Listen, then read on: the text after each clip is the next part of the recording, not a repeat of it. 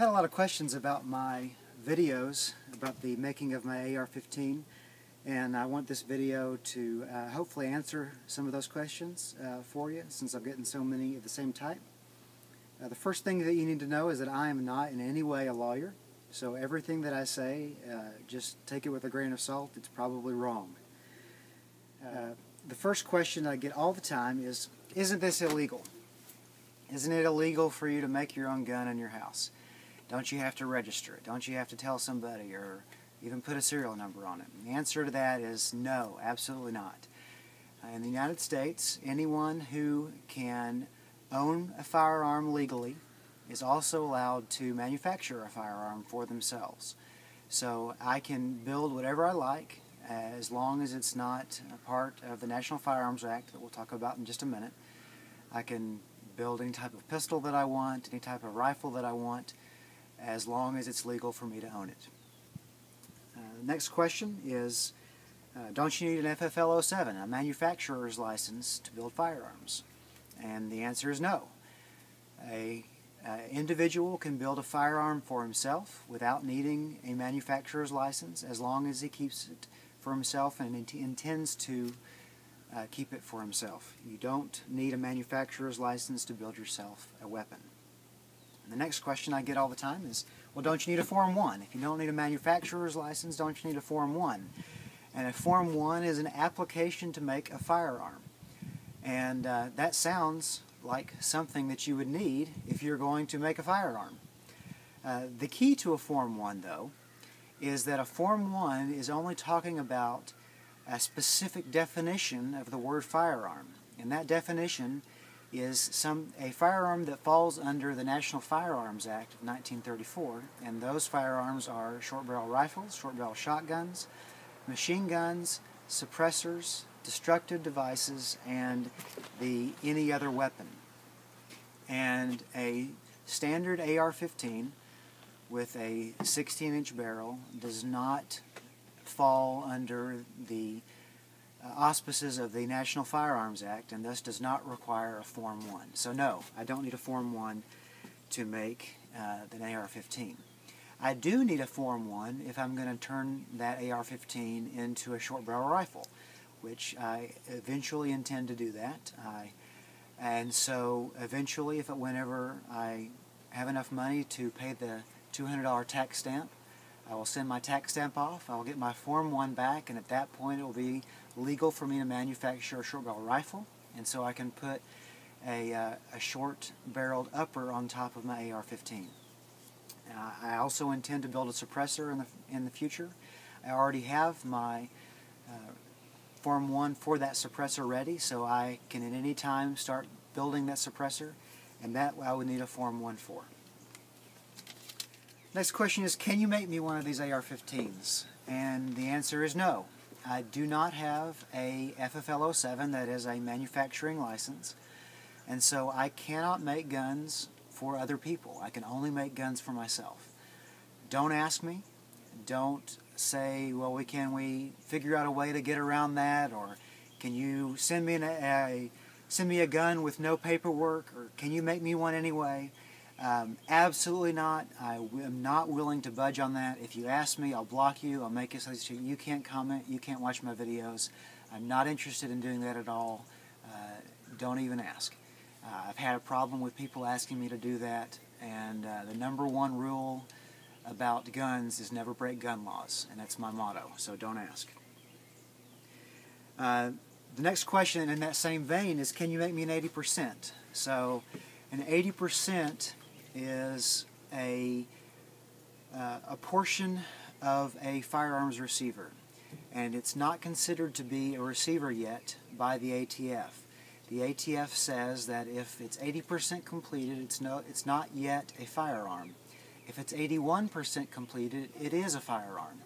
So the idea being that I can build a receiver up to the 80% level and then send it to you, and you complete the other 20% to make it a functional firearm. The answer is that, yes, legally I can do that, but it's not likely something that you would want me to do. I have a very small machine. It takes me a long time to make these things, and just from a monetary point of view, it's probably not something you're going to be interested in. It's going to cost a lot of money for me to make one of these things because it takes me such a long time. So if that doesn't scare you off and you're not afraid of sticker shock, feel free to message me about an 80%, but otherwise it's probably not something you're going to be interested in. The other reason that I'm not really keen on selling these things is that the entire reason I did this project was to have a unique AR-15, something that nobody else had. I had some designs that I thought I wanted. I liked the handhold in the front of the magazine well. I liked the angle design of the trigger guard. And there was just nothing else on the market like that, so I designed my own. And there's something cool about having something that no one else has. And that's really the impetus behind all of this. And so if I make some for somebody else, it's no longer unique, and that kind of loses the cool factor for me. The next question is, can I have your CAD file? Well, I'll go back to the first question. The first answer there is that the reason I did it was so that it would be unique.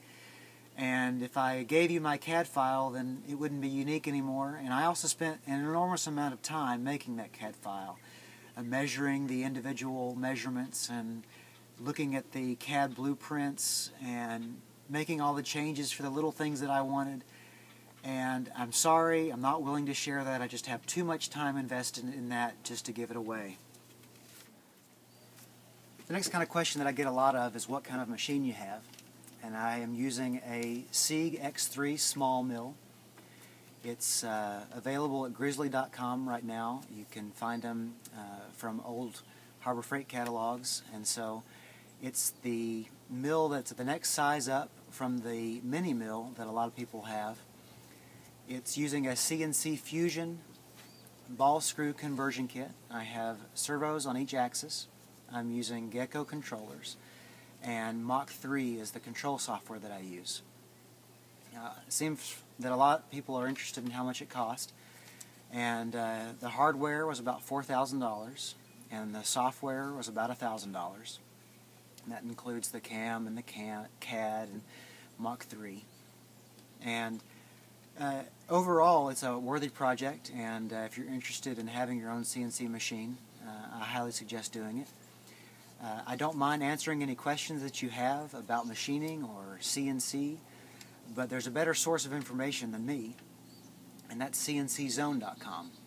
I learned just about everything that I know about machining or about the CNC process from that website. There's a lot of folks on there who know a lot more than I do, and so while I am more than happy to answer questions, you're better off going to that website's forum and just reading through that and asking questions there, and the friendly folks there will, I'm sure, be happy to help you. And finally, a lot are interested in knowing what my next project is, what the next video is going to be about. I've got a number of projects that I'm working on right now, so leave some comments down below to let me know what you're interested in seeing first. The first thing that I'm interested in finishing is a 4th axis for the CNC machine that allows me to turn my mill into a CNC lathe and make round parts and indexing and things like that, and hopefully speed up the process of making my AR-15 lowers. I've got a brand new design on my AR-15 that hopefully I can show you very soon, that I'm very excited about making. It's completely different than my last AR-15 design. It's another one that I've never seen duplicated before. I call it the chili pepper, and I look forward to machining that. I have a approved Form 1 for a suppressor that I intend to manufacture very quickly, and I hope to put some videos up of that. And finally, I've got a couple of old Russian machine guns that I'm rebuilding that have had their receivers cut up as they were imported into the country, and I'm going to convert them to semi-automatic. And so if you're interested in seeing those, the SG-43 and the SG-MT being built, let me know. Don't forget to subscribe if you're interested in my videos, and thanks for watching.